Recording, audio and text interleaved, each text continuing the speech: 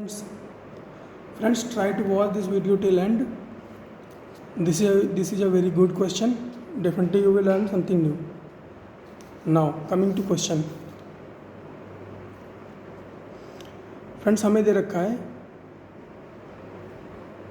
कि एक वॉल है, ये एक वॉल है, ये फ्लोर है और ये एक लैडर है जो कि वॉल पर रखी हुई है। जो वॉल है वो स्मूथ है और जो ये फ्लोर है ये रफ है। जो लैडर है वो वॉल के साथ एंगल बना रही है 53 डिग्री। और फ्रेंड्स, जो ये वॉल है, जो ये लैडर है, इसका मास जो है वो कितना है, कैपिटल M, जिसकी वैल्यू है 10 kg और लेंथ है इसकी L, जिसकी वैल्यू है 20 मीटर। तो फ्रेंड्स, हमसे पूछा है फाइंड द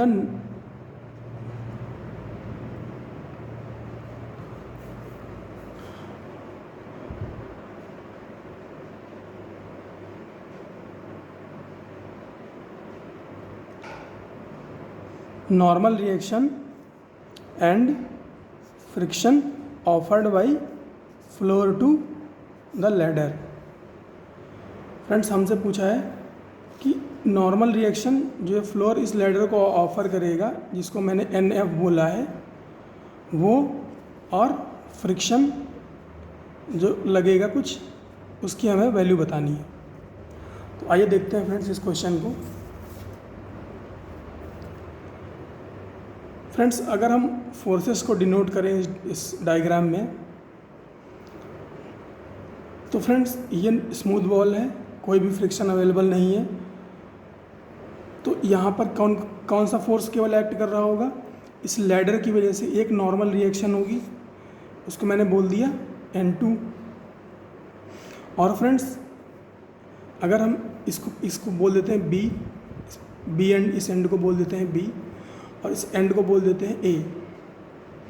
अगर A एंड की बात करें तो फ्रेंड्स क्या होगा, एक नॉर्मल रिएक्शन होगी, कितनी, N1 बोल देते हैं N1। और फ्रेंड्स, ये वॉल, ये लैडर जब पीछे जाने की कोशिश करेगी, ये स्मूथ वॉल है, ये स्लिप होगी तो ये पीछे जाने की कोशिश करेगी, तो फ्रिक्शन कहाँ लगेगा, फॉरवर्ड डायरेक्शन में। तो ये फ्रिक्शन हो गया F। इसके अलावा फ्रेंड्स और कौन सा फोर्स एक्ट करेगा, इसके अलावा फ्रेंड्स एक्ट करेगा इस लैडर का मास। इस लैडर का सेंटर ऑफ मास कहाँ होगा फ्रेंड्स, मिडिल में होगा। और फ्रेंड्स, तो इसकी सेंटर ऑफ मास से एक फोर्स लगेगा नीचे की तरफ, कितना, mg। All right friends.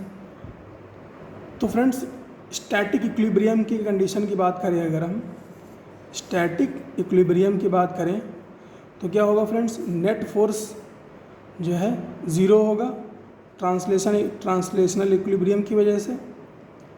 किस तरह से फ्रेंड्स, x डायरेक्शन में 0 होगा और y डायरेक्शन में 0 होगा। अगर x डायरेक्शन की बात करें तो कौन कौन से फोर्स एक्ट कर रहे हैं, एक तो फ्रिक्शन लग रहा है राइट हैंड साइड की तरफ, और नॉर्मल रिएक्शन N2 लग रहा है लेफ्ट हैंड साइड की तरफ। तो क्या होगा, Fx 0 होने के लिए क्या होगा, फ्रिक्शन किसके बराबर होगा, नॉर्मल रिएक्शन N2 के। इसको मान लेते हैं इक्वेशन 1। और अगर y डायरेक्शन में बात करें तो कौन कौन से फोर्स एक्ट कर रहे हैं, ये नॉर्मल रिएक्शन N1 ऊपर की तरफ और mg नीचे की तरफ, और कोई फोर्स तो है नहीं। तो क्या होगा फ्रेंड्स, अब अगर Fy 0 है तो N1 mg के बराबर होगा। तो mg की वैल्यू हमें पता है, m की भी वैल्यू पता है, g की भी वैल्यू पता है। तो ये क्या हो जाएगा, 10 × 10, m की वैल्यू क्या थी, 10 थी, g की वैल्यू 10 होती है। तो N1 की वैल्यू हमें क्या मिल गई, 100। तो ये क्या था फ्रेंड्स, यही तो था हमसे जो पूछा था, NF। तो ये मिल गया फ्रेंड्स, हमें एक तो आंसर मिल गया। दूसरा फ्रेंड्स, F = N2 क्यों लिया है, F = μN1 क्यों नहीं लिया है। फ्रेंड्स, हमें नहीं पता कि कितना फोर्स एक्ट कर रहा है। लिमिटिंग μN1 होता है, वो लिमिटिंग फ्रिक्शन होता है, लेकिन हमें नहीं पता कितना फोर्स एक्ट कर रहा है। इसीलिए F is equal to mu N1 नहीं लगा सकते। ऑल राइट फ्रेंड्स, अगर आगे बात करें तो फ्रेंड्स ये स्टैटिक इक्विलिब्रियम में है तो रोटेशनल इक्विलिब्रियम भी होगा। तो क्या होगा फ्रेंड्स, नेट टॉर्क ज़ीरो होगा। और फ्रेंड्स स्टैटिक रोटेशनल इक्विलिब्रियम की कंडीशन में क्या होता है, net torque about any point, मतलब यहाँ पर भी, यहाँ किसी भी पॉइंट के अलॉन्ग हम जो नेट टॉर्क निकालेंगे वो ज़ीरो आएगा। तो क्या होगा, हम निकालते हैं पॉइंट ए के अलॉन्ग, पॉइंट ए के अलॉन्ग निकालते हैं नेट टॉर्क।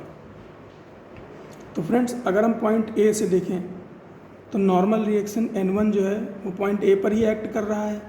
तो नॉर्मल रिएक्शन N1 की वजह से क्या होगा, टॉर्क ज़ीरो होगा। और फ्रेंड्स अगर बात करें mg की, दूसरा फोर्स mg है। mg कितना दूर mg की बात करें तो mg फ्रेंड्स इसको घुमाने की कोशिश कर रहा है, किस डायरेक्शन में, क्लॉकवाइज डायरेक्शन में। तो इसको हमने एक ले लिया minus into perpendicular distance point A से mg की कितनी होगी फ्रेंड्स, ये लैडर है और हाफ लेंथ पर क्या है, centre of mass, centre of mass से ही mg आया है। तो फ्रेंड्स ये अगर लेंथ l है, ये l है, ये 53 है, ये 53 है, तो ये कितना हो जाएगा, ये 37 हो जाएगा। ये 37 अगर है तो ये डिस्टेंस कितनी हो जाएगी, ये हो जाएगी L cos 37, तो वही लिखा है L cos 37 प्लस और कौन सा फोर्स एक्ट कर रहा है, और फोर्स एक्ट कर रहा है N2 एक्ट कर रहा है। अब N2 लिख दिया प्लस N2 फ्रेंड्स इसको ये एंटी क्लॉकवाइज में घुमा रहा है तो N2 को पॉजिटिव मिलेंगे, प्लस इनटू परपेंडिकुलर डिस्टेंस की अगर बात करें तो वो कितनी हो जाएगी फ्रेंड्स, टोटल लेंथ लेडर की है 2l, ये एंगल है 37, तो ये वाली जो डिस्टेंस होगी ये कितनी हो जाएगी, ये 2l sin 37।